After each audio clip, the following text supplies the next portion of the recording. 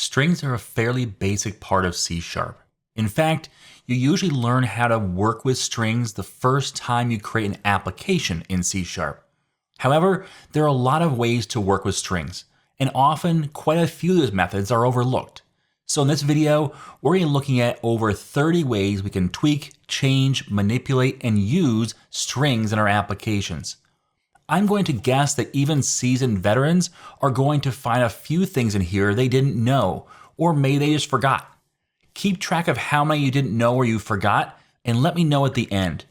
Now, if this is the first video you've watched of mine, my name is Tim Corey, and it's my goal to make learning C# easier. I provide videos twice a week here on YouTube to help you grow as a developer. I also have a full set of training courses on IamTimCorey.com. I encourage you to check out all the resources that I have to offer. Now in this video, as with most of my videos, I'm going to create some source code. If you'd like a copy of my source code, use the link in the description, fill out your email address, and I'll email you a copy of today's source code. So let's get started in Visual Studio. So we're going to go to a new project, and we're going to create a console app. Now, a console app is about the simplest application we can create, which is why it's so good to use, because we don't have to worry about the user interface getting in the way of our code. So we're going to get the simplest user interface possible, and that is a console application. We'll call this String Demo, and String Demo App is a solution name. And we're going to use .NET 5, which is the current version of .NET. Now, most of these things that we're seeing today are available even as far back as the .NET framework, but we're going to use the current version of .NET, which is .NET 5. Some of you have asked about .NET 6 or .NET MAUI or those kind of things. Those aren't here yet. As of recording this video, they're about 6 months away. So we're going to use the current version of .NET, which is .NET 5. So once we create the console application, we're going to start creating demos in here. So get rid of the console write line, hello world. By the way, that's a string. So we've already seen a string demo just by creating the application, but that's not one of the demos for today. Now what I'm going to do is I'm going to break these apart into different methods. That way you can look at one particular method and see, okay, that's the method that talks about this type of string manipulation, okay? Now this is not necessarily a very intro to strings, but just in case you're not familiar, a string is just string test equals, this is a test. Anything inside those quotes is fine. Semicolon at the end. So that'd be a string. That's where I talk about working with, but of course we're going to go well beyond that. So let's create a private static void string conversion and talk about the different ways of converting one string. Let's say string test string. I'm going to go pretty fast in these demos because I want to get to all the demos. We've got lots to cover today, so let's move fairly quickly on these.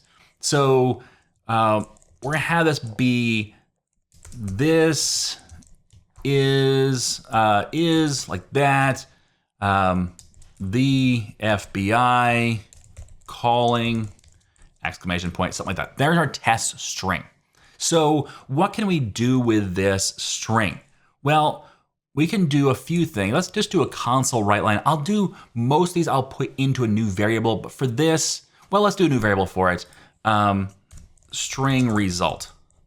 All right, and that way we have result equals, and we'll be able to do some manipulation on the string. So test string to lower. All right, this is gonna change this string to be all lowercase. So if we run this real quick, nothing's gonna happen.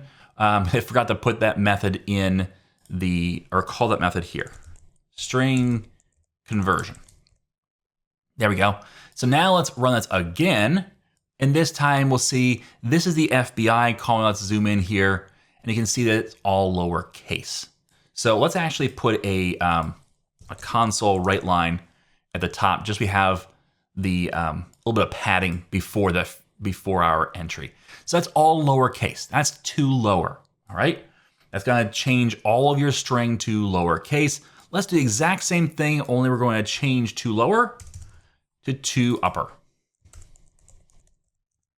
And this is going to do the opposite, which is going to convert everything to uppercase. So now we have everything in all caps. And that's kind of cool, but there may be one that you've missed, and that is title case. Now, in order to do this, we need to add another variable. So let's say text info, which is going to add a using statement at the top for system.globalization. So text info equals, or let's give it a name of current text info equals culture info dot current culture dot text info. Right? What it's going to allow us to do is figure out what the current culture is for our computer. That way we can say, okay, based upon that, we want to do one more demo, and that is going to be to title case.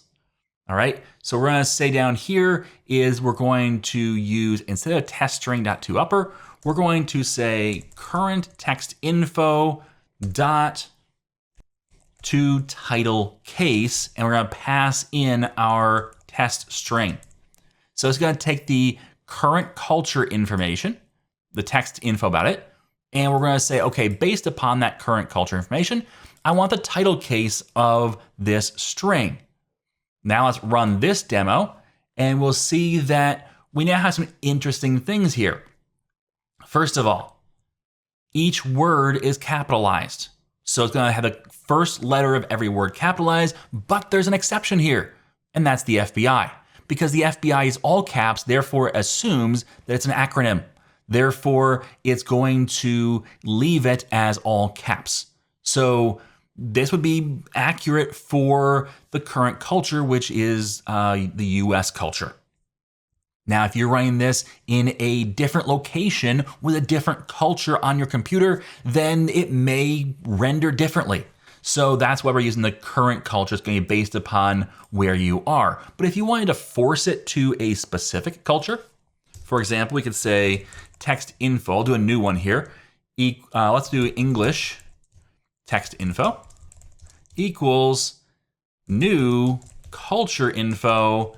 I'm going to say EN and the US version of English. And no, I don't want to allow a user override or use the user override. I'm going to say .text info. So this right here, if I were to swap this out, since I'm already in EN US, the title case will work the exact same way as before, but just note that if I wanted to change it to a different culture, I could right there. So I could change that to French, or I could change that to German, or wherever I am. So that's how to use title case. We got the to lower, lowercase everything, to upper, uppercase everything, and then to title case, which means capitalize the first letter of every word except acronyms, which we're going to leave alone as all caps. So that's our first three demos, lower, upper, and title case. Now let's create a new private static void. You may ask the question, why am I using static? Well, I'm in a console application, and since this is static right here, therefore everything it calls has to be static or instantiated. So I need to make my method static. So string as array. This is an interesting one that not everyone knows about. So string test string, I believe we called it before, equals, let's use my full first name, Timothy. All right. Now I'm going to do a for loop for I equals 0. I is less than test string dot length. You can have a length of a string. Well, there you go. There's the entire length, or the count of the characters in this string. So I do a for loop for the length of the string. You may say, but what are you doing here? Well, let's do a console write line and say test string and then array indication of, or identifier of I. So position I in an array called test string. But test string is not an array, right? It's just a string. Well, yes and no. It is a string, but strings can be treated as arrays. So if we were to copy this, and we'll come up here, and I will call it right there. And we're going to comment out this other one. And now let's run this. And you'll see it's going to print out the first letter, or one letter at a time, throughout my whole name. So it's treated the string as an array, even though it's not a string array, it's just a string. So you can treat a string as an array and pull out specific sections. So you can say, give me positions 0 through 2, and that'll give you Tim. So different things like that, you can work with strings. So you can use a string as an array. Next up, let's talk about escape string. So we're going to talk about, we have a string results, and let's just have just results because we don't have an actual starting string to work with. But let's copy this up here. We'll paste it in and call it and comment out the previous one. And let's talk about how do we do certain things in strings. For example, if I wanted to say, this is my test solution, like so, you see how the test is white and it's got a red squiggly? How do I put double quotes in my string? Well, there's a thing called an escape character. And this is going to say, hey, the next character after me isn't actually a special character, it's actually a normal character. So the way we do that is we put a backslash. We do it again for each of those quotes. And now when I say console write results, there we go. We run this, we're going to see that I have double quotes in my string, even though double quotes normally end my string. So we used the escape character. But this can cause problems. If we do results equals, let's give a file path here, C:\\, test slash, let's actually say demo /test.txt, like so, and then say console write line results. But you notice that we have red squigglies underneath right here because it's saying, hey, no, that doesn't work because D is not a character you can escape, and neither is T. And you're saying, well, yeah, but I'm not escaping that. I just want that actual slash character. Well, in order to do that, we need to escape the escape. So now all of our file paths look like this with a double slash. And if we run this, we'll see that in fact, yes, we have what looks to be a valid path here in our printed out string. But that's ugly. No worries, we have a solution for that as well. So let's actually copy this and paste it down below, but I don't want to have those double slashes, so I'm going to put an @ symbol, which this is called a string literal. That's the keyword you can look it up. With that, I can take out my extra slashes. And notice there's no red squigglies. If I run this, it's going to run the exact same way and have the exact same output on the command line because of the fact that I'm using this string literal, this @ symbol. And what that symbol says is, let's pretend for a minute there are no escape characters, there are no special characters. This is just a string. Whatever in there is in there. So that's what the @ symbol does. Now, that can cause problems because if you wanted to have double quotes in here, well, you still can't do that. So now how do you escape that double quote? Well, you don't. So you really can't have the string literal and also have escape characters. So you have to choose.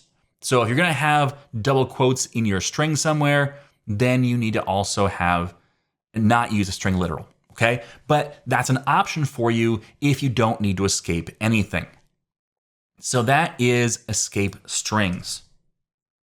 Let's talk about appending strings. I told you I was going to go quickly on here because we got a lot to cover. We're moving here. appending strings. You can always slow the video down if you need to, or pause the video and go over something. I definitely encourage you to retype these things and try out any that you weren't sure on or didn't know about. So let's grab this appending strings, and we're gonna paste that in here, and we're going to comment out the previous escape string method. And in here, we're gonna have a string first name equals Tim. String last name equals Corey. Wow, I can't type today. And string results. Okay? And we're gonna say that results equals, and let's add some strings together. So first name plus quotes, comma, space, my name is space, plus first name, plus space inside the quotes, plus last name. This is one way I append a string together. Now, I've kind of created a convoluted string here. I said Tim, comma, my first name is Tim Corey, which, yes, you know Tim, I'm saying my name to say that my name is, but I wanted to use that variable twice. So that's why I did that. Just go with me on it, okay? So we're using the plus character to add strings together. And notice that if I want to have first space last name, I have to add a double quotes, space, double quotes to have that extra space in there and so on. But that does work. So if we run this, we're going to see that Tim, my name is Tim Corey. That all works. But there's other ways of doing this. So we can say results equals string.format. We can say double quotes, curly brace 0, curly brace, comma, my name is curly brace 0, curly brace, space, curly brace 1, curly brace, like so. And then I can say first name, last name, like so. And what this does is wherever you see the curly braces, these are going to be replacements that's going to find a variable to put in its place. And so with a 0, it's going to find the variable at the first spot, okay, which we count in 0 base, so 0, 1, 2, 3. So therefore, first name is the spot 0. Therefore, first name is going to be put here and here. That's why I had that variable used twice.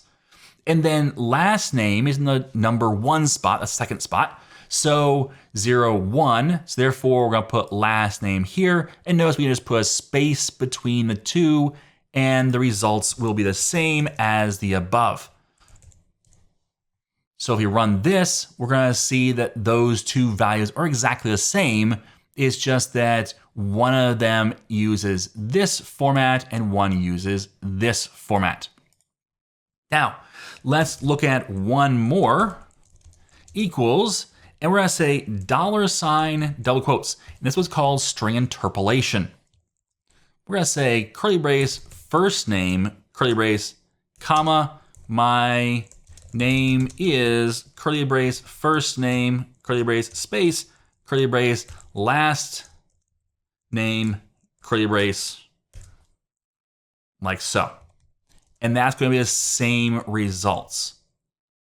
All right, so now we have this string interpolation. What this does is when you put a $sign in front, it says, okay, everything inside where you find curly braces, instead of doing a positional curly braces with 0 and 1, we're gonna put the actual value there, the variable, or even a combination of variables. I could say something like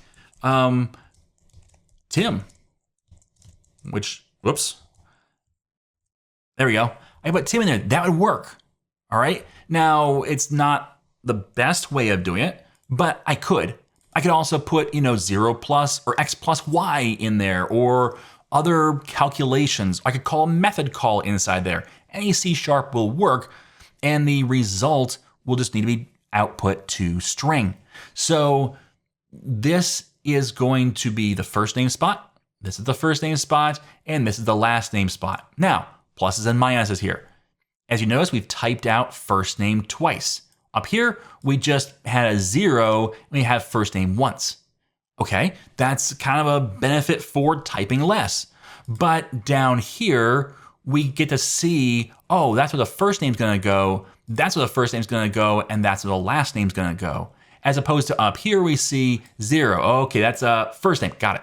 Okay, come back over here. Oh, 0, first name. Oh, 1, oh, that's the last name. You see, it's kind of a little bit more jarring to figure out where those things are, especially so if it's a longer string. Short ones are pretty obvious what they are. But for longer strings, it just reads a little nicer, especially since you should be naming your variables something that is readable. First name, my name is first name space last name.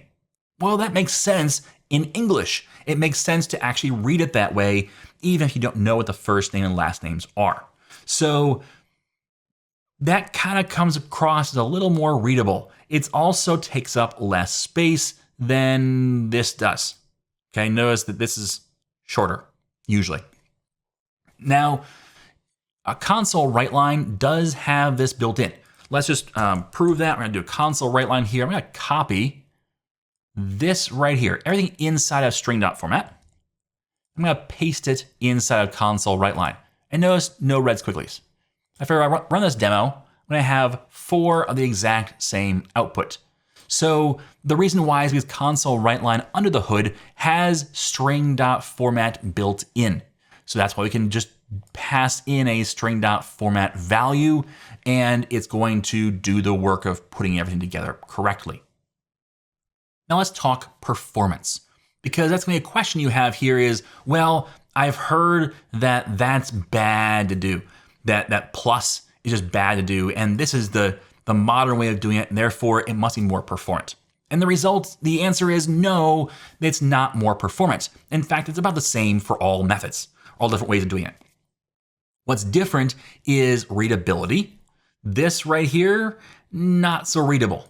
I mean, it's more readable than this is, but you have these weird things like plus, quote, space, quote, plus, another variable. That gets kind of ugly, especially since you often forget about those.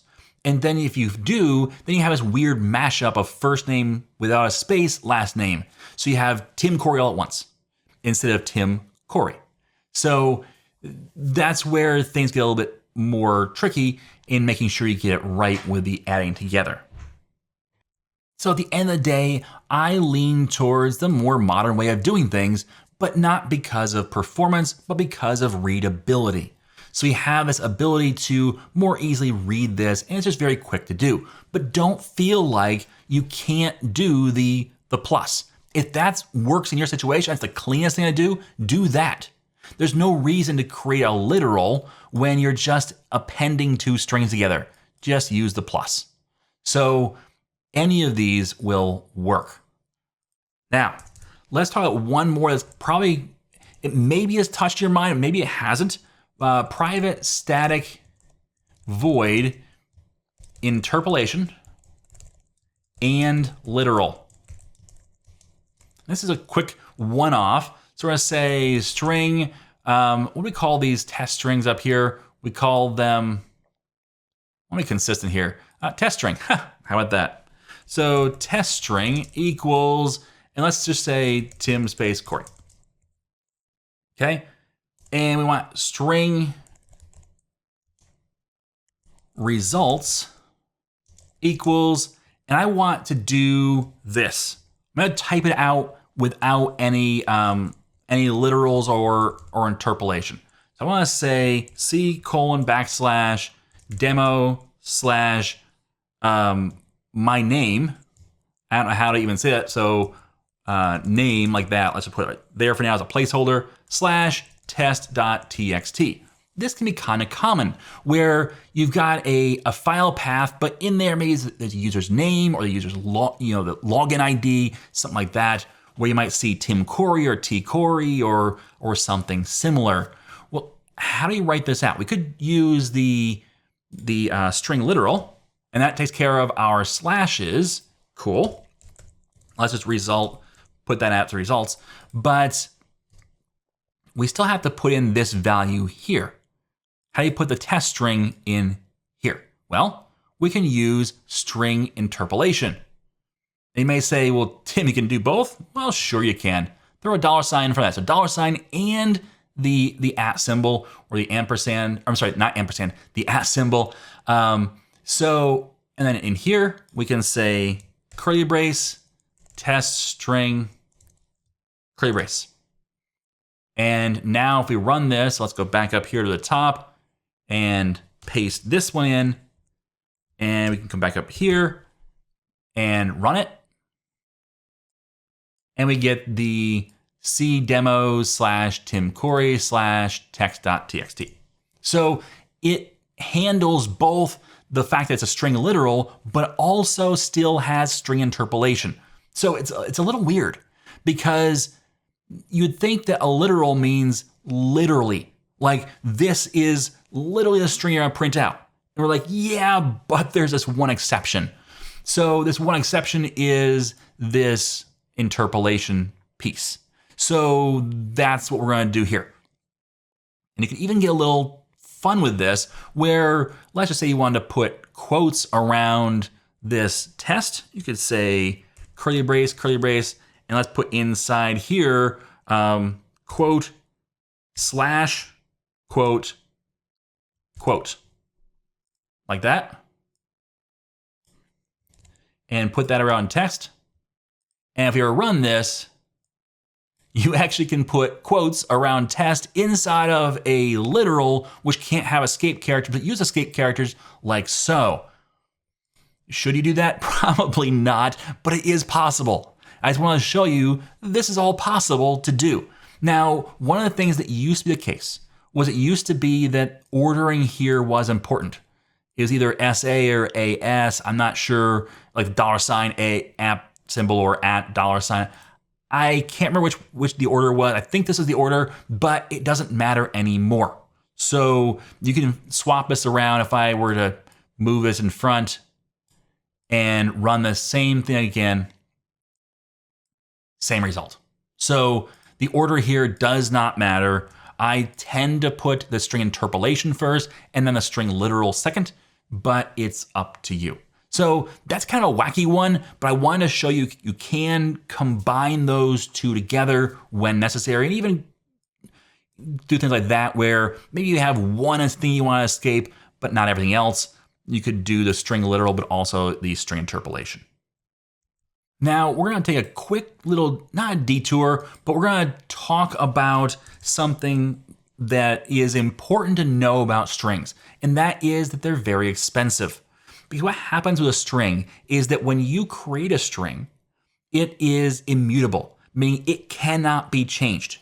So let's just do private static void StringBuilder demo. That's what the name's going to be. But I'm going to create a quick, let's just do string test string.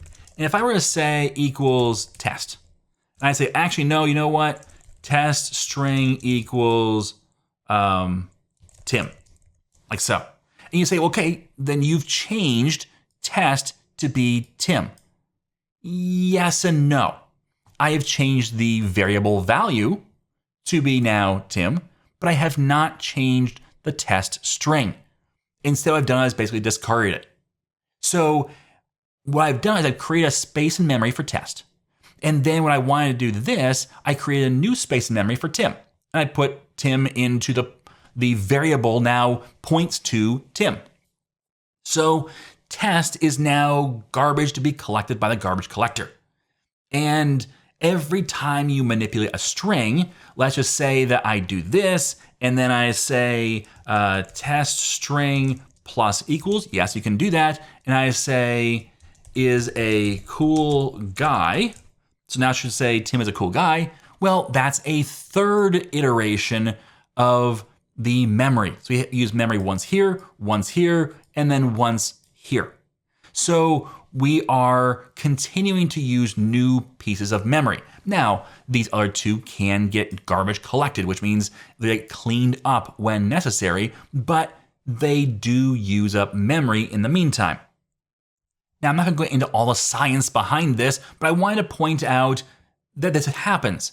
And let's actually show off a little bit about this working. So I'm going to create a stopwatch. And this is in the system diagnostics, by the way. So this using statement up here for system diagnostics.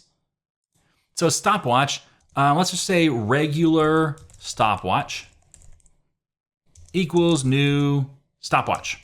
And this is a built-in tool in C# that allows us to test starting and stopping and seeing how long an action took. Okay, so think of it like running a race where at the start of the race, you say ready, set, go, and you hit the stopwatch. And then when the person crosses the finish line, you hit the stopwatch again, and you look at how much time has elapsed. And so we use a stopwatch method to do basically that. Now, one of the things you could do is you could use the date time and just say date time start, date time end, compare the two, and do a time span difference. The problem with that is that date times actually get adjusted. Your system clock actually gets adjusted. And so it says, oh, we're a little bit ahead or a little bit behind. And so it will actually save or lose time. Now we're talking very, very little time, but it's making micro adjustments. So there is a possibility if your application were to run very fast and you did the date time for a start and end, there's a slight possibility that your end time could be slightly before your start time. So basically it took negative time, which of course isn't true because what happened was that adjustment happened while you were doing your work. So stopwatch isn't under that same problem. It counts ticks. So it's always going to keep counting even if an adjustment is made to the clock. All that to say, it's just a little bit more specific or a little bit more accurate of a timer. So we're going to say, let's create a, let's start the stopwatch first. Regular stopwatch.start. That's going to start the stopwatch running when this method gets called. Then we'll say string test equals, and I'm going to initialize it to nothing, okay? If you say equals empty string, which will actually put a string into it, an empty string, this actually does create a string in memory. A very, very little one, but it does create a string in memory. So that whenever you put a value then into test, it's going to create a new string and discard this string. And so it's actually using one more string than you need to when you initialize it to an empty string. Just so you know, I still do it. I like to have an empty string or a string with nothing in it instead of having a null in my string or having string.empty. So it's up to you. It's not a big deal, but just so you know, it does use a little bit of memory. It usually isn't a problem in your application, but I wanted you to know that. Okay, so 4. And we're going to do, let's do 100,000. Okay, that's 100,000 loops. I'm going to say test plus equals I. Now what it's going to do is it's going to add, and we need to initialize a string. Haha, look at that. Okay, we have to initialize a string because we're doing plus equals, and we can't add or do plus equals to an empty string. So we have to actually have a string with no characters in it, okay, which is a little bit different than string.empty. So what it's going to do is add the I to it. Now it's going to treat the I as a string. So it's going to say, the first value will be 0, and that's going to say 1, and then 2, 3, 4, 5, 6, 7, like that. And that's what's going to create and keep appending to this same variable. All right. But the point here is that we're going to do 100,000 string manipulations. We're going to test that and see how long it takes. So regular stopwatch.stop. Throw a stop at the end. We're not going to care about actually printing out the test. We're just going to do this test. And then we're going to say console write line, use our string interpolation here. Regular stopwatch. And then we're going to have our curly brace and say regular stopwatch dot elapsed milliseconds. And I'll put ms at the end just so we're clear that that is in fact milliseconds. So it's going to print out how long it takes to do 100,000 string operations. So let's grab this. And by the way, this is going to vary by machine. So my machine may run this faster than yours. You may need to back yours down to 50,000 or 20,000. But let's just see how long it takes to run this. Now it's running. Notice the blinking cursor here, but it's still thinking about it. All right. So the regular stopwatch took 5,186 milliseconds, or just over 5 seconds to run. So it took 5 seconds to manipulate 100,000 strings, which this is where I say be careful on your premature optimizations. Because if you are doing even just 10,000 string manipulations and you run this application, it runs in 21 milliseconds. So it's that big jump. It's the 10 times, which notice 10 times this will only be 210 milliseconds, still sub 1 second. But it's not a linear progression. It's actually exponential. So just note that, especially since we're adding on our appending to our string value. So it keeps getting longer and longer. But with that, I just want you to note that if you're doing just this and say, oh, optimization, right, here we go. I optimized my application. No, you really didn't. You didn't do much of anything. And that's why I don't mind doing this and actually prefer this for certain circumstances where I'm doing tests for what the string could be. So you're not going to optimize your application by taking that off. Yes, in theory, you have one less string manipulation, but unless you're doing hundreds of thousands, that's not going to contribute that much. But this is how to manipulate strings the way we've seen so far. And this plus equals, it's very, very similar to the different ways we appended strings up here, which that plus is the same thing. The string.format, the string interpolation, these are all pretty much the same thing. So there's not any big changes here from one to the other. Now let's copy this though and see a different way to do this. So let's copy this. I'm gonna keep in the regular stopwatch. I'm gonna change this one to be, let's call it builder stopwatch. All right.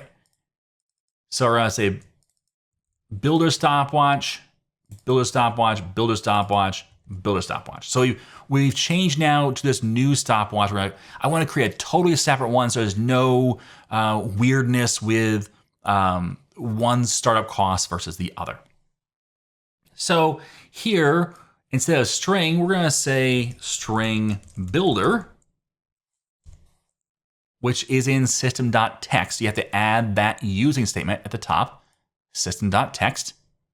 So string builder, and let's call this just SB for string builder equals new. Okay, and that's the new C#9. We don't have to restate string builder. Now we're gonna do the same 100,000 times, and we're gonna say SB.append I. Okay, what it's gonna do is it's gonna append this I to the string. So the string output will be the same, whether we do it this way or whether we do it this way. Okay, so we're appending either way. It's just that this way we're using SB.append. Now, if you haven't used string builder before, to get the string out, you would just say SB.toString. Okay, that would print out the resulting string. So string builder, what it does is a little different in how it handles the memory. Let's see if you can see how different it is. So we're gonna run the first one, which will take about 5 seconds to run. We'll see that pop up in a minute, and then the string builder will kick off and oh, it's already done. So the first one took 6.3 seconds. Yes, that's a variance in the first time I ran it. That's just because of what's running on my computer in the background and so on. But I'm sorry, I still call it regular stopwatch, but it's actually the string builder stopwatch is now 1 millisecond. So we did 100,000 string manipulations in 1 millisecond, with our string builder. In fact, let's just kind of drive us home. Let's take off a 0 up here. So it takes less time to run. And let's put it down here. So now we're going to do a million times down here. And let's change this to say string builder stopwatch. So we're going to do 10,000 times up here and a million times down below. Let's run these. They'll run rather quickly, but notice that the regular stopwatch still did not beat the string builder one. Took 20 milliseconds to handle 10,000 string manipulations, and it took 17 milliseconds to handle 1 million string manipulations. So the key here is if you're going to be manipulating strings, and you're going to do it in a large quantity, let's keep these back to equal so you have it for the demo for yourself. But if you're going to be manipulating large quantities of strings, not 1 and 2, but large quantities, and changing a string over and over again, use the string builder. For example, if you're going to be outputting a CSV file where you're doing constant appending of strings together, and we'll see how a different way of doing that. But if you're doing a lot of that work, then use a string builder, because you can create very large CSV files or comma separated value string text files with a string builder, whereas it might really bog down if you're just doing traditional appending of strings and recreating those string instances over and over and over again. All right, so that's another cool thing you can do with strings, but we're not done yet, not even close. Private, static, void, working with arrays. So let's work with an array. So an int array, and we'll call this ages, as in the ages of people, equals new int array, and we'll do curly braces and say 6, 7, 8, 3, 5. All right, so there's our array of numbers. All right, so let's get our string results. Notice I'm not actually assigning a value. Didn't need to in this example. So results equals string, capital S, dot concat. Ages. I want you to see this in action first. Okay, let's call this. Then we'll talk about it. I want you to see it in action first, just because sometimes people don't realize exactly what it is without a visual. So let's run this. 67835. Now what just happened there? I took an array, an int array in this case, and I said, hey, concatenate all these values. Just append them. And it puts them together into results, and now I can write that out to results. Cool. But hey, you know what? I want to create a comma separated value file. Not having any separators between them makes it look like it's 67,835. So how can you put commas between them? No problem. Let's actually copy this here. And instead of string.concatenate or concat, I'm going to say join. And I have to pass in a value first, or a string to put between them. In this case, I'm going to put a comma between each value. Let's run this. There you go. 6, 7, 8, 3, 5. Cool. All right. Now, if you want to, you could even put a comma space and run this again. And now notice they're more spaced out. So it's possible if you want to do it that way. I usually just put them without spaces because that's what a CSV file would be looking for. Now let's put a line break here as a control or a console write line, and then let's do some more work. So we're gonna say string test string equals, and we're gonna do the opposite. John, comma Tim, comma Mary, comma Sue, comma Bob, comma Jane. I have a CSV file here. Okay, I've read it into a string. Now I want to split this out. No problem. String array, results array equals test string dot split and we're going to say single quotes, not double quotes, comma. And what the single quotes does is it says not a string, it's a char, which means a single character. So therefore, we can pass in the comma here and say, hey, split on the comma. That's what the single quotes identify as a char. So I could not say 2 commas here. That would not work. You have to have only one value in there, one character. So we're going to split based upon the comma.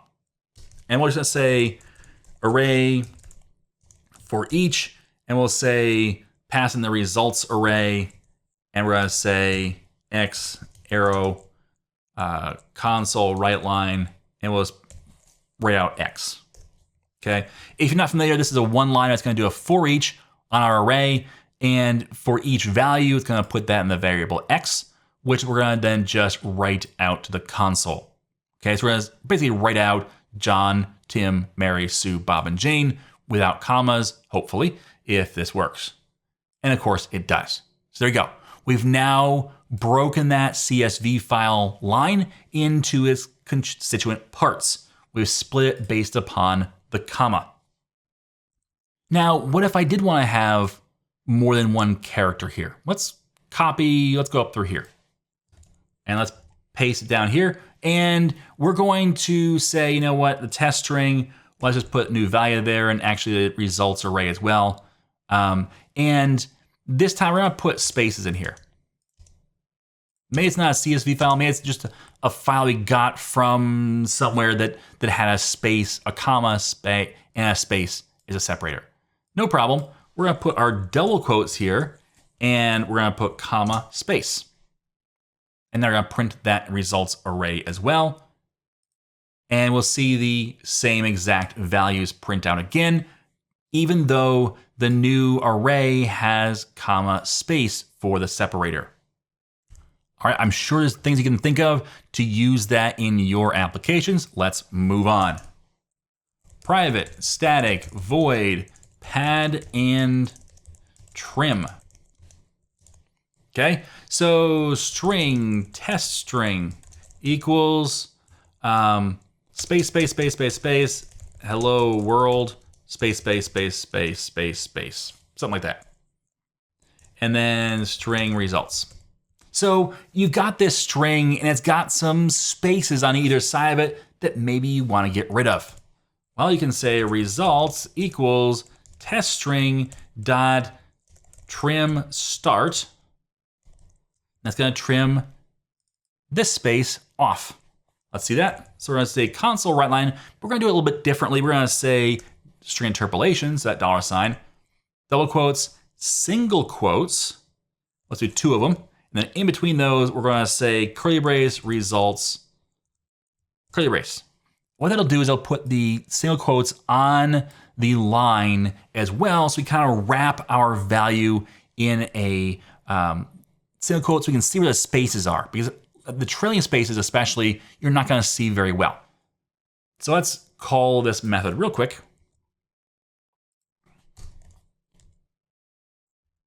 Let's put our semicolon at the end and comment out this previous one. And we'll see that there is no space before the hello world. It's right against the single quotes, but there is the space afterwards. So let's get rid of that space instead. So we're going to say, instead of trim start, we can say trim end. And we'll run this again. And this time we have no space at the end, or no extra space at the end, but we do have it still at the start. And you may say, well, when would you ever want just one side or the other? There's plenty of cases, so I want to make sure that you had both, but probably the one that is the data cleanup one, or the one that you'll be using whenever you think you might have extra spaces, is just trim. And what trim does is it gives you the trim on both the start and the end, and then you get this nice hello world. One case where this can be useful is databases can have, if you don't have a varchar field or an nvarchar field, what those are is variable character length. If you just have a char field or an nchar field, what that would be is a fixed length field. Let's say you have a char field of 50. What it says is you're going to have 50 characters. So if I put Tim in there, well, that's not 50 characters. So what do? Well, the database says, no problem, I'll put 47 spaces at the end. Well, if you just then bring in that into a variable, it will now include 47 spaces, which can be problematic in your code. So you can use the trim on those, or you just trim end if you want, to trim off the excess white space. And then you have a nice clean value. Now I did say this method is pad and trim, not just trim. So let's say that test string equals, and we're going to do a number in the string. Even though it's a string, we're going to put a number inside of it because there are times when you want to treat a number as a string. So for example, results equals test string dot pad left. And we're going to say 10. And we're going to pad with the character 0. So what this is going to do is it's going to put zeros here before the 1. Let's run this. Well, nope, let's not run this yet. We've got to print that out. Now let's run this. And we do notice we have these zeros here. 1, 2, 3, 4, 5, 6 zeros. Why 6 zeros? Well, because we have 4 characters. 1, 2, 3, 4. So 6 plus 4 is 10. And we said 10 here. So what it's going to say is, I want the number of characters in this result string, or this test string actually, I want you to have the number of characters equal to 10. But if there's not already 10 in there, I want you to put zeros at the left hand side. And that's going to make 10 characters. Now what happens if we see 3 here? We have 4 characters here. What happens if we put 3 there? Nothing. We still have 1.15. So it's not going to dpad or delete characters or something like that. But if we're going to have not enough characters, we're going to put the char of our choice in front of it. Notice it is a char. No, you cannot replace it with a string. And the reason why you can't replace it with a string is because of the fact that it's going to count this as 1. Let's just say that I had, let's do 1, 2, like that, 3 characters, okay? Well, let's do 4 characters because I already have a 4 character thing. So I want to have 10, right? 10 total, and I already have 4. So I have 6 more to go. Well, if I could allow more than 1 character, there's 4 more, so 4 plus 4 is 8. Cool, we're good. Do it one more time and I've got 12 characters. I didn't hit my 10, so that wouldn't work. And that's why we can only do chars. So it's going to pad this to the left with extra zeros in this case. So I could put spaces, I could put dashes, I could put any single character I want. But there's a star. So let's just make sure you can visualize here. You can see the stars in front. So you can use whatever character you want. That's to the left. Let's do the same, but to the right. This is why I chose a number, because it makes the most sense with a number. Pad to the right. Again, 10 characters, pad with a 0. But this time, instead of going to the left, we have zeros at the end of our string. That makes total sense. It's just after the decimal point. It's fine. The only time you have a problem with this would be is if you didn't have a decimal point, and then all of a sudden you're making that number a whole lot different. Your son's allowance is $5, but you're padding it with zeros. All of a sudden it's now $5 million or whatever. So you be careful of that. Be careful of that. But pad right. Again, you can use any character you want, and different ones are useful for different purposes. But there is trim and pad. Okay, next up, private string static void. I'm doing too many strings. Searching strings. So string test string equals, let's create a larger string here. This is a test of the search. Let's see how its testing works out. Something like that. Just we have some kind of value. We're gonna say bool results boolean. Let's just leave it as default for now, which is false. And int results int. Okay, again, leave it at the default, which is 0. So results boolean equals test string dot starts with this is. So what it's gonna do is return a boolean. So you're gonna say, hey, does that string start with this string? Yes or no? And we're gonna say console write line, and let's actually print out what it's gonna be. So string interpolation here starts with, and let's escape a quote. This is, escape another quote, colon space, and then our results boolean. Okay, and that's gonna say, hey, does it actually have this is to this at the beginning, true or false? All right, so let's run this real quick. Like so, and we'll comment this out and make sure this actually works. And it says starts with this is, that's true, okay? Which it is. Our string does start with this is. But let's just double check this for a minute by saying, hey, let's change that I to a capital I. That's all the same except for the capital I. All right, and let's run this again, and it's false. Because we're doing an exact string comparison. So we can't have a difference in casing.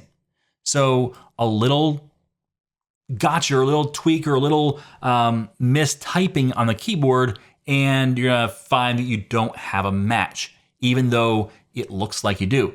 The killer here would be if you hadn't changed this, but you accidentally mistyped it in the starts with. So you say, hey, this is, and you're saying, you know, you run this, and you're like, man, it says this is true and this is false, but they're both the same thing. Remember, it's not doing a comparison on these, it's doing a comparison on these. So that one is the problem. So just want to let you know that the starts with is going to be case sensitive. Now, just for completion, let's do the same exact thing, and let's paste it down here. We're gonna say ends with, and we're gonna change the value we're gonna search for, and we'll say works out, like so. And let me copy and paste this. This is the other trick here, is if you copy and paste it, then not works out, you copy and paste it, then you shouldn't have any kind of problem. But let's just say that you left off the S. Work out. Okay? Work out. And again, works out, that's true. It ends in works out, period. But it does not end in work out, period. Also note that if I left off a period, that would not be accurate either. So little details here, but this is now a way to find both the starts with or ends with of a string. This can be useful, for example, starts with, maybe you have identifiers. And if an identifier starts with a B, then it's one thing. If it starts with a F, it's a different thing. We could say, hey, does this identifier start with a B? Then if so, do this. Does it start with an F? Then do that. So that's where starts with can be helpful. Ends with can be helpful if you're looking at things like file extensions. Maybe does it end with .txt or does it end with .xlsx? And so based upon those, you would do different things with those files. So that's where starts with and ends with are valuable. Let's copy the starts with again. I'm gonna paste it in, and this time instead of starts with or end with, I'm gonna say contains. And again, we'll do the same thing down here. We're just gonna say contains. I could leave this as is. This is, yes, it does contain it. But let's do this. Let's say test. And let's also say test. And let me make sure that test here. Actually, we're gonna do tests, sorry. Tests plural. And test up here. And let's say contains. I forgot to do that earlier. So ends with like so. And I'll update these just so they're correct. All right, so starts and ends with, and now we have contains. Hey, does it contain test? Why, yes, it does. In fact, it contains it twice. But it does not contain tests, plural. So if we run this, we'll see it does contain test, true, does not contain tests, that's false. Now, the other thing I note here is that it's not saying there's more than one here. It just says, yes, it's in there. It doesn't say how many times it's in there. So let's tweak that or change that. So I'm going to come down here and I'm going to say results int equals test string dot index of test. And this is going to give us the index of the start of the word test. And let's do a console write line here. We'll do a string interpolation. And we're going to say index of, or do our escape character quote test, escape character quote colon space results int, like so. And that's going to be where that index is, or the start of test. Let's run this. And we're going to see that it starts at position 10. Okay, if we do a count here where we start at, this is position 0, 1, 2, 3, 4, 5, 6, 7, 8, 9, 10, that's the cursor, if you can see it right here, is right at the beginning of test. So it says, okay, I've gone this far and all of a sudden I got to the word test. So it puts the cursor at the beginning. Just note that that's important.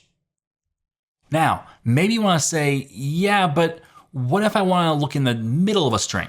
No problem. I'm going to copy this and paste it again and say index of test. Remember, there's two of them, but I'm going to start at position 11. Okay, that's the start index.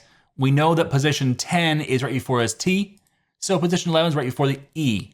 So EST, that's not test, therefore it's going to keep looking. So we're going to start at position 11. Now we're going to say the index of test after character 10, right? And let's run this again.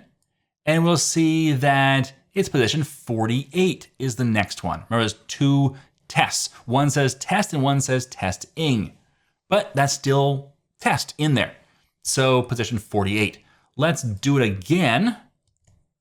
And we'll say after position 48. So we're going to say right here, 49. And let's run it again. And this time there's no more tests, so we get a -1. So if it's not going to find the value in our string, it's going to give us an index of -1. -1 means it could not find that string. So if I had put TESTS, then it would have said -1 right off the bat.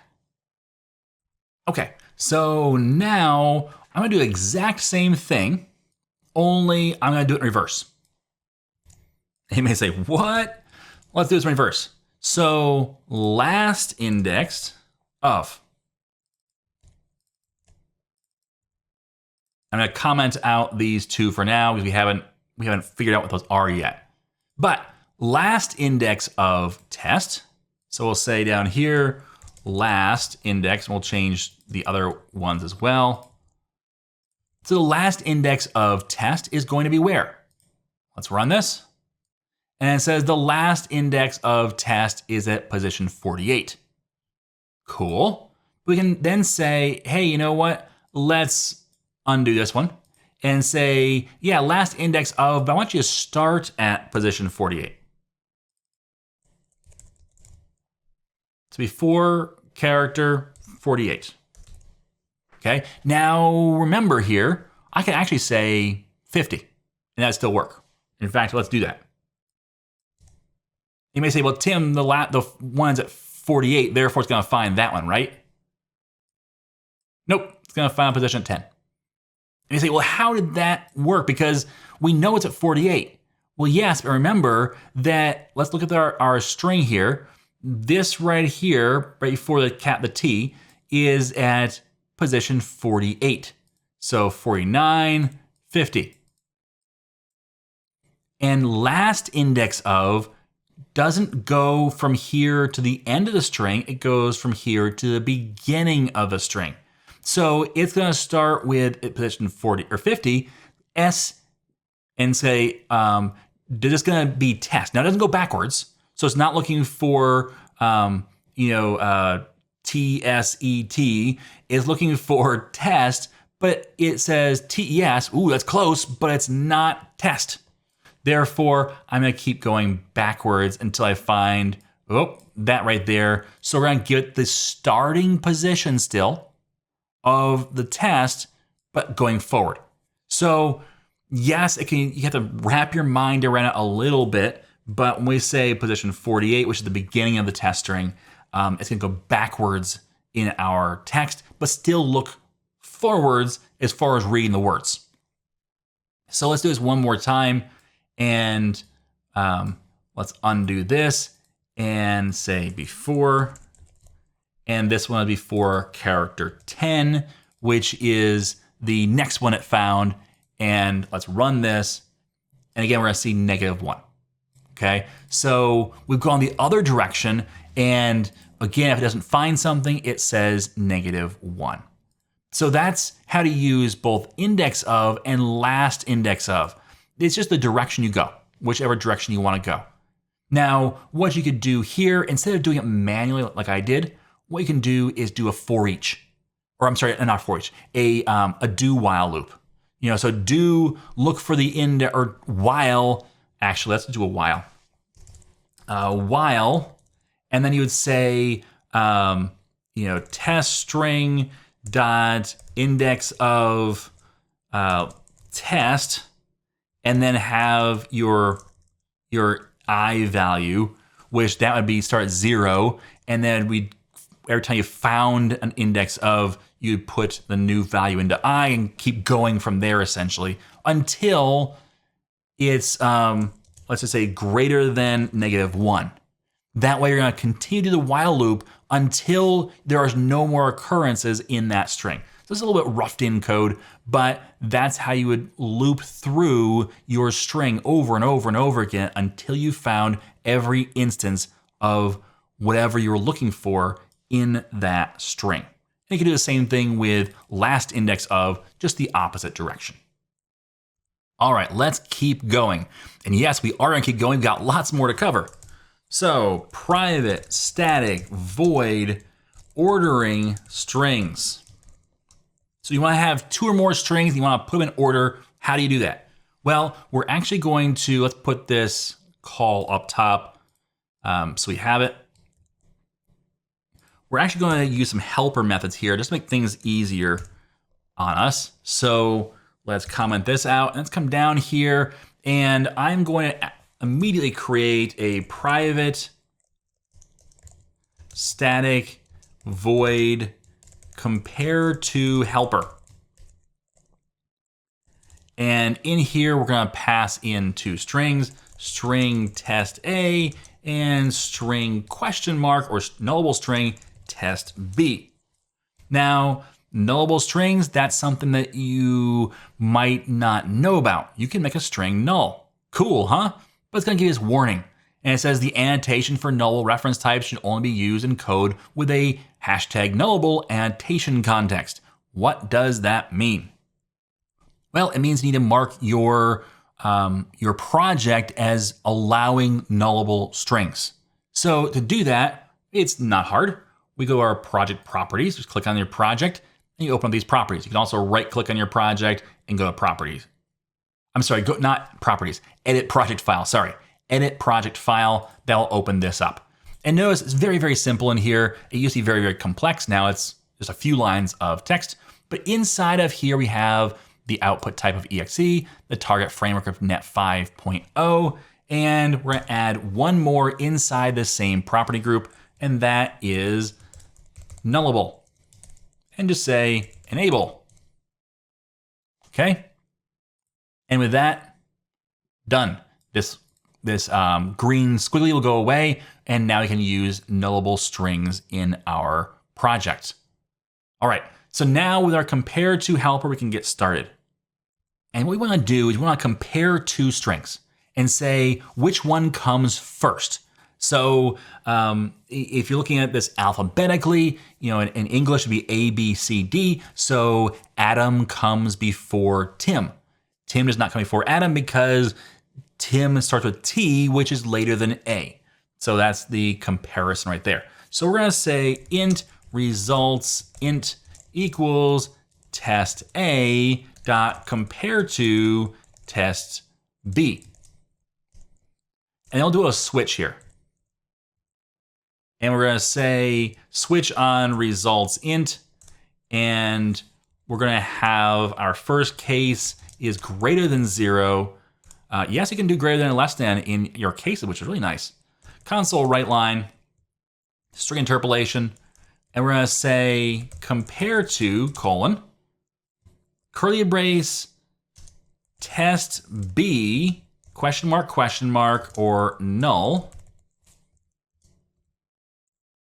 comes before test A. Now, let's put a break at the end before we talk about this.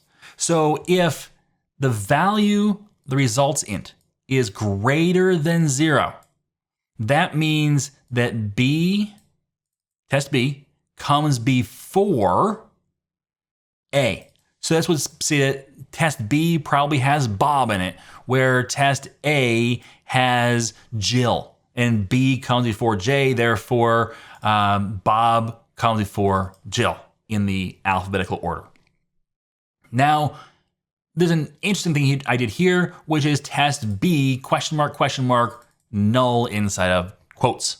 Well, that's because this string is nullable, and a null comes before anything else. Therefore, if our value is null, it won't print out. The toString won't print a null, it will just print an empty string. So I'm gonna do the double question mark here, which is gonna say, hey, if this first value is null, then put this second value in its place. So therefore, it's gonna put the text null in its place. All right, so that's our case is greater than 0. Let's copy this. Let's paste it down below. We're gonna say less than 0. So if it's less than 0, then we wanna say that test A comes before test B. Now I'm not gonna do the question mark, null, because of the fact that even though this is nullable, null always comes first, therefore it would never be second in the list. So as you can see, if the results here are less than 0, that means that test A comes first before test B. So this is where you'd have Adam being in the test A value, and Tim would be the test B value. Adam comes before Tim in the alphabet. So that would be the less than 0. And finally, we're gonna have case 0. And this is where the two are equal. So let's actually do our copy and paste here. Compared to test A equals or is the same as test B. So the two are the same. I really don't need to have this default case anymore because I've covered all of my different possibilities. greater than 0, less than 0, and 0 itself. So 0 means the two are equal. So this is Tim and this is Tim, and Tim equals Tim. Now you can probably see why I use a helper method here, because this is complex stuff. If I just put out -1 and +1 and 0, you might not really be sure what I was meaning. But by breaking these apart into these different statements, we can more easily see what's going on. So let's come up here and we're gonna say compare to helper, and we'll say Mary and Bob. And then let's do a few more. So let's just paste in 4 more, and we're gonna say Mary and null. Remember, B can be null, but A cannot be null. All right, so let's do that. And then let's just say Adam, and down here we'll say Bob. All right, so there's our 4 different cases. Let's run this and get our results. It says Bob comes before Mary, null comes before Mary, Adam comes before Bob, and Bob is the same as Bob. So let's order them based upon the alphabetized values. And even if we said Bob versus Bobby, like so, they would know which comes first. It says Bob comes before Bobby because we're done at 3 characters. So therefore, if you have any more characters, then you're after the original. Okay, so let's just copy that so you have both of those values there to check. So a number of different checks here. The one check we cannot do is having test A be null. And the reason why is because we have to use that value. We can't have a null here in our string. If we tried that, it would fail. All right, so let's do a console write line here to have an empty line break here. Let's minimize this, and we're going to do another helper. And this helper, we're gonna say private static void compare helper, which sounds very similar to CompareTo, but it's a little bit different. Let's copy the same test A and test B. The only difference here is that we can say question mark for a string or test A. And now we can say int results int equals string.compare test A test B. Okay, so we can use a string.compare. We use a capital S whenever you're calling a method off of string. Notice you can use the lowercase s as well. That will work, but for convention's sake, and there's a couple of other minor reasons, but we do use a capital S string here. Now let's actually copy and paste our switch statement. This makes it a little easier. I'm gonna copy this, I'm gonna paste it down here, but I've gotta do the null checks now for both A and B, and down here for A and B being the same. So the values here, greater than, less than, or 0 are the same. It's just that we're using string.compare and passing in 2 values instead of using this, this kind of extension method type off a string that's just saying, hey, compare the second value to this existing one. So let's go up here and copy these right here. Actually, let's change this to say, instead of CompareTo, just compare, so they are correct. And now we're gonna paste in the same tests as before, but make these compare, not CompareTo helpers. And we're gonna add a couple more here. So we're gonna have all of these, but then let's grab another one here. Let's just grab this one and say, instead of Adam, we'll say null. And we'll do one more down at the bottom, compare helper, null, and null. All right, so there's our new tests with compare as opposed to CompareTo. And we see that Bob comes before Mary, null comes before Mary, null comes before Bob, Adam comes before Bob, Bob is the same as Bob, Bob comes before Bobby, and null is the same as null. So it works the same way. It's just that now we can pass in null for not only the second value, but also the first value, and even compare nulls, which of course is going to be null. So that's how you do comparisons in order to order strings, putting them in various orders. Now, this is not for testing equality. Okay, we'll make that very clear. This is not an equality test. Yes, technically, you could get an equality test out of it. If it's 0, then it's equal. Otherwise, it's not equal. But that's not how we do equality. There's more efficient ways of doing it. So let's come down here and say private static void testing equality. And we're gonna have a helper here too, because it's getting a little bit more simple to do it as a helper. Private static void equality helper.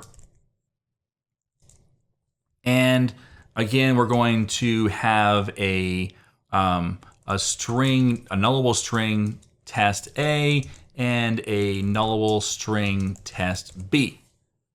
And we'll have the bool results boolean. All right. And we're going to do some testing to see if these two strings are the same. So I'm going to show you a few different ways of doing this. Results boolean. It's always going to be a boolean result. True or false. Are they equal or are they not? So that's what the results boolean is for. We're going to say string, capital S, dot equals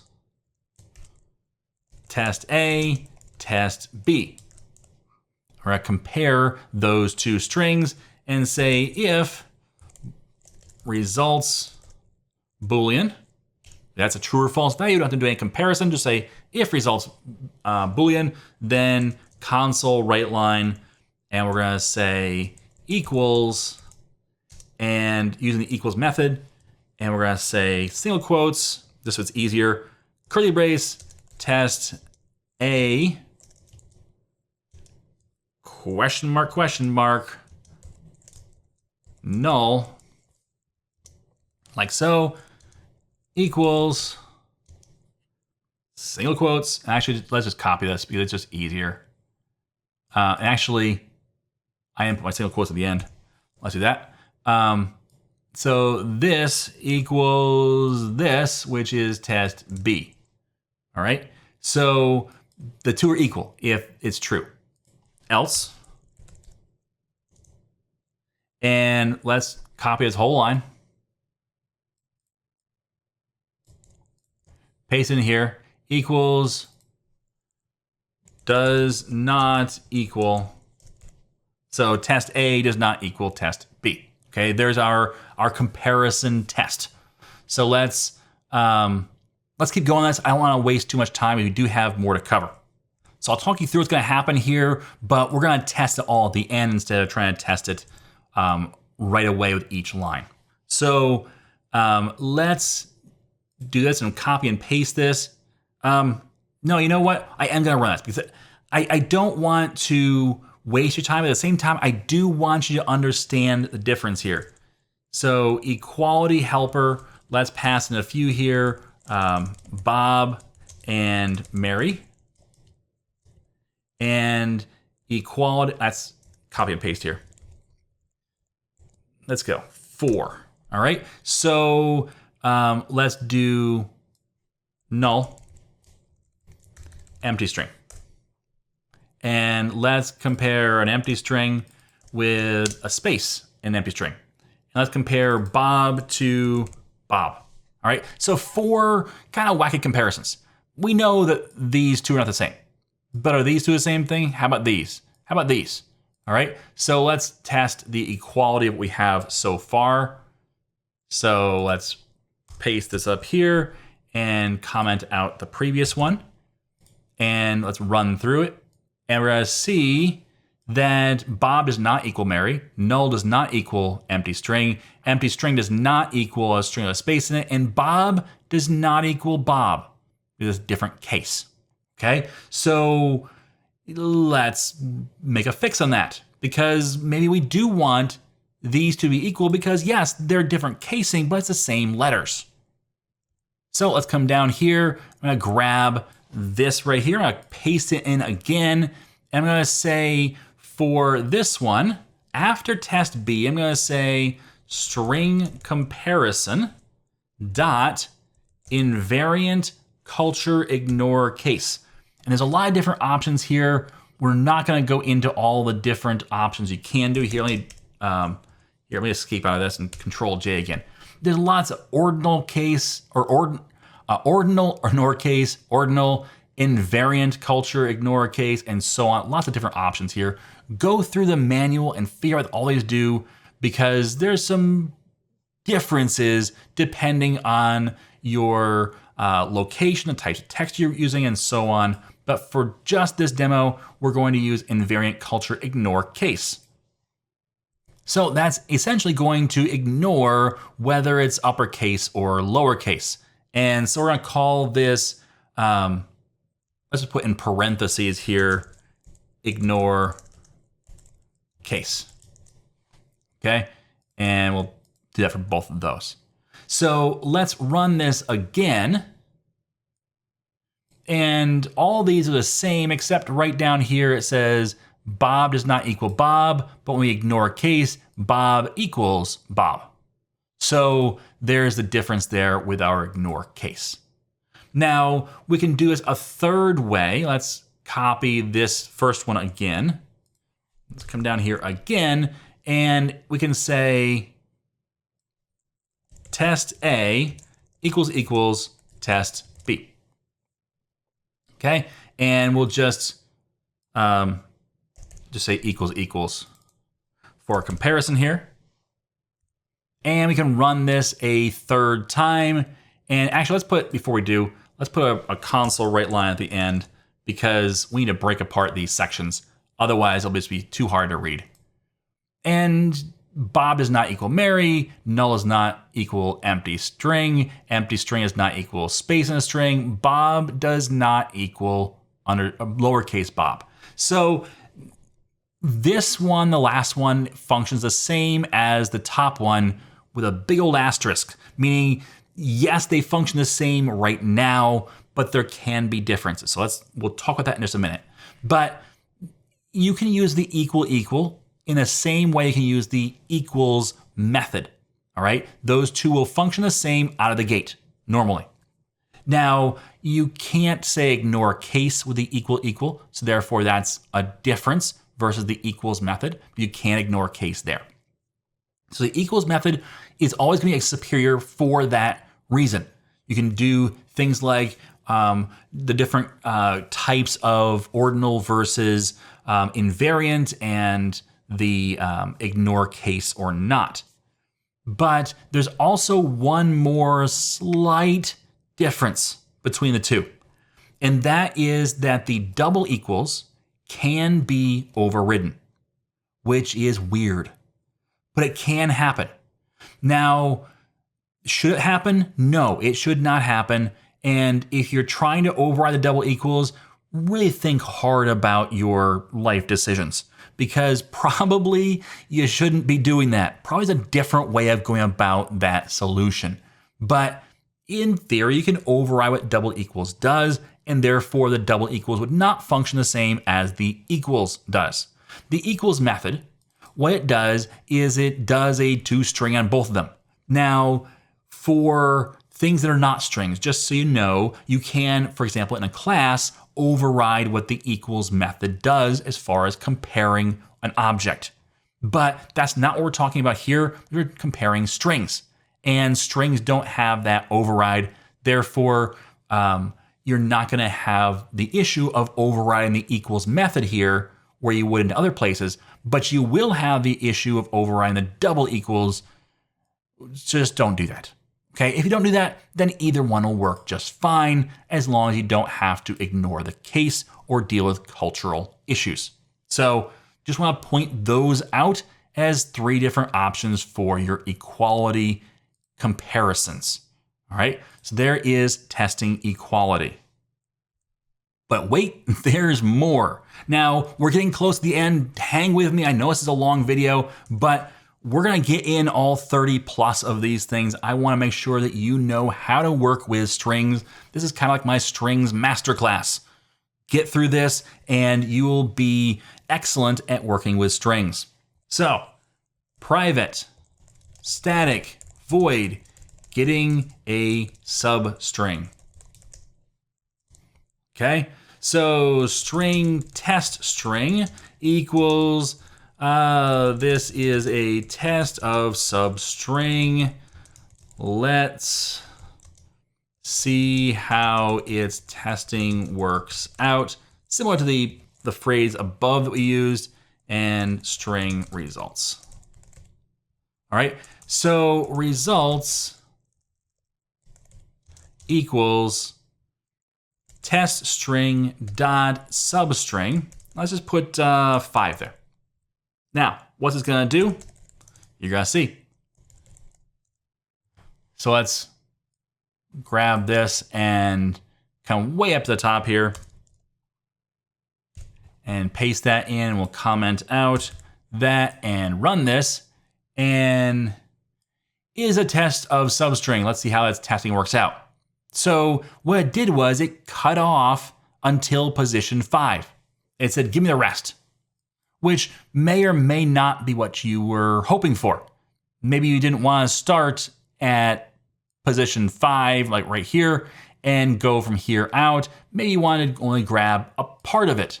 So that's where we can say results equals test string dot substring 5, 4.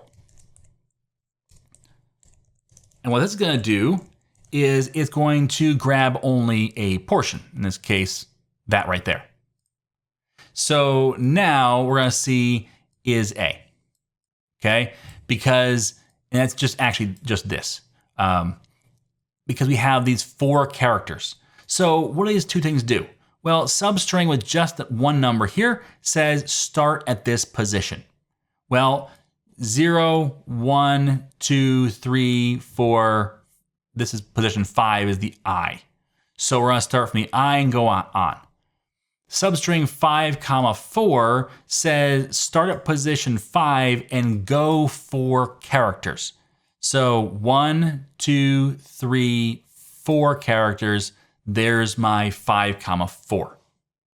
So up above, when we were searching our strings and finding out, hey, it starts at position 10, and we know test is 4 characters long, we'd say start at position 10, 4 characters long, give me that value. All right, so that's how you would get a substring. But maybe you don't want to just get the substring, maybe you want to replace it. So let's do private static void replacing text. And what we're going to do is I'm going to grab these 2 values right away because they're pretty close. Instead of substring though, we'll say of replace. And now we'll say results equals test string dot replace. I'm going to say replace test. Notice this is old char and new char. Well, that's if you're looking for just one character, but we also have old string value and new string value, or a null string value. You actually have a null in that place. But we can say, hey, look for test, and I want you to put in its place trial. And let's write that out. So we're going to say wherever you see the string test, like so, put trial in its place. But notice down here we have testing. Let's see how that works out. Well, you need to call it first. So you'll be sitting in mystery for just a little bit more. All right, let's solve that mystery. This is a trial of replace. Let's see how its trialing works out. So that worked. It's just that maybe we didn't want to have this say trialing. So what do we do here? Well, what I would probably do, let's do this again. And instead of just saying test, I would say space test space, because If it's a whole word, it will probably, and I say probably, it will probably have a space on both sides. Now, there is a case where that's not true, because if you have test at the end of the string, you have a period at the end or a comma, things like that, then that might not work. But that's one potential fix for it, depending on your situation. But notice this is a try. Oops, I didn't put a space there. You have to put a space if you're replacing it. So this is a trial I replaced. Let's see how its testing works out.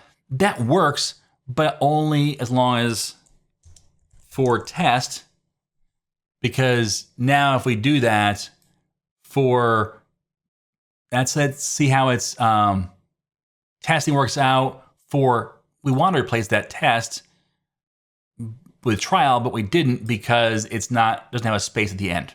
Whereas up here it got replaced. So just note that you'd have to deal with multiple cases in that case, where you say, okay, now let's deal with one that's got a comma after it. Let's deal with one that has a period after it. Let's deal with any other situations. But let's go even further and say, hey, you know what? I'm going to capitalize the T in this testing. All right. So actually, you know what? Let's just do lowercase t. Let's capitalize W for works.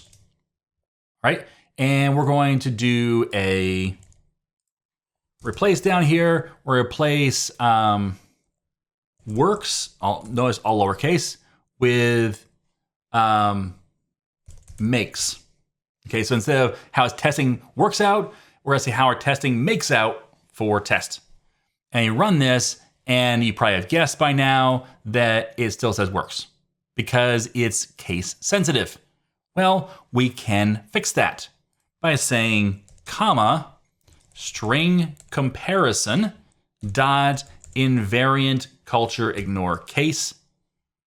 And by doing that, we can run this again, and now we can say how its testing makes out instead of works out. So we can even do ignoring case when doing a replace in our string. So we're nearing the wrap up part, but we still have a couple more to do. Let's do one more. We're gonna say, actually two more, but private static void. And it's gonna be inserting text. So we've replaced text, but maybe you don't want to replace something.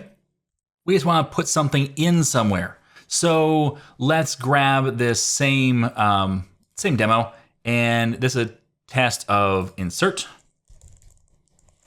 And then down here, we're going to say results equals test string dot insert at position 5. I want to put, and then double quotes, test. I'll put a space at the end of it. Okay? And let's write this out.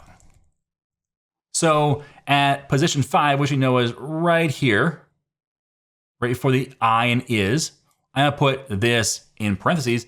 Test is a test of insert. So let's make sure this works. It will, but I'm gonna prove it to you. And let's run this application. And we do, this test is a test of insert. So for example, if we were gonna look up and find all of the instances of maybe my book's name, okay? So I wrote a book, and you're gonna find that book's name, and you're gonna say, okay, I need to put a citation number at the end of it, or something like that. Well, you could insert that using the insert text. This would be the citation entry that you'd insert there in that text, something like that. So that would be how you would insert text. We have one more, last one, I promise. Private static void. And this is going to be removing text. So we're gonna have, let's do the same two strings for simplicity's sake, remove. And we're going to say, hey, you know what? Let's do results equals test string dot remove and starting at position 25. Okay, what it's going to do is it's going to remove from there on out. Let's see how it works. This test, oops, it doesn't work again. I forgot to call this method. Go up to the top, paste it in, comment it out. That's a lot of different methods to try out, isn't it? Okay, this is a test of remove, period, done. So I knew that position 25, or actually, yeah, 25 was a start, that space after the period. So therefore I can say, hey, remove everything from here out. Okay, so we only keep before this number. Like, so this stuff, we're not gonna keep anything afterwards. But wait, there's more. Let's actually copy this and paste it. Let's start at position 14 and remove 10 characters. Okay, which is gonna take off in here. So let's run this again, and now you see this is a test, not of remove, just this is a test. Let's see how this testing works out for test. So I have removed this right here, actually not the period, but that right there out of my string. So if you know that you want to get rid of something, you can just remove it using the remove characters, either by saying, hey, remove everything from there on out, like this first example, or removing starting at this character and going for this number of characters. So in this case, 10 characters are being removed. So that is the remove text. And with that, we have concluded, I think, somewhere around 34, 35 different ways to work with strings, depending on how you count them. I didn't count usually duplicates, but that's a lot, isn't there? Hopefully you've learned a couple of new things with working with strings. There's a lot to do with strings. And the key one here is maybe use the StringBuilder demo. Use that as an example of how to test the ways you're working with strings whenever you're doing it in any kind of quantity. Because with any of these things, if you're doing something in a heavy enough quantity, if you can reduce that quantity, you can reduce the load on your system. If you can't reduce the quantity, maybe you do things in a slightly different way, like with StringBuilder versus appending strings, that will give you better results. So with all these things, let me know, what was your count? How many things did you find in here that were new? Hopefully it's greater than 0. That would be my hope. If not, I hope I at least entertained you. But if you have more than 0, let me know. What's the one that you found the most fascinating or interesting? Which one was most useful for you in your projects coming up? Let me know down in the comments. I love to hear, which ones worked out best for you. Okay? Thanks for watching. Thanks for sticking with me to the end. I know it's a long one, but I really wanted to get this master class of strings out there on YouTube for free so that you can really know how to use what we treat as the basics of C#, and yet there's so much depth to it as well with how to use it right. And we already have a lot built in that we can take advantage of right in the .NET ecosystem without adding in any new NuGet packages or other. All right, thanks for watching. As always, I am Tim Corey.